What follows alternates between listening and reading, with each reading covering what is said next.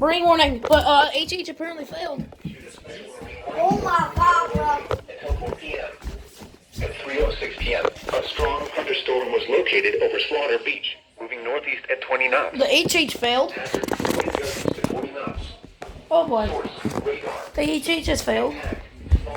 We need to figure out why that is failing. It's not like the reception's that bad, right? Oh, that's why it's failing. I'm putting it over here. I'm putting it over here for today. Show light and cross ledge light. Frequent lightning is occurring with this storm. If caught on the open water, stay below deck if possible and keep away from ungrounded metal objects.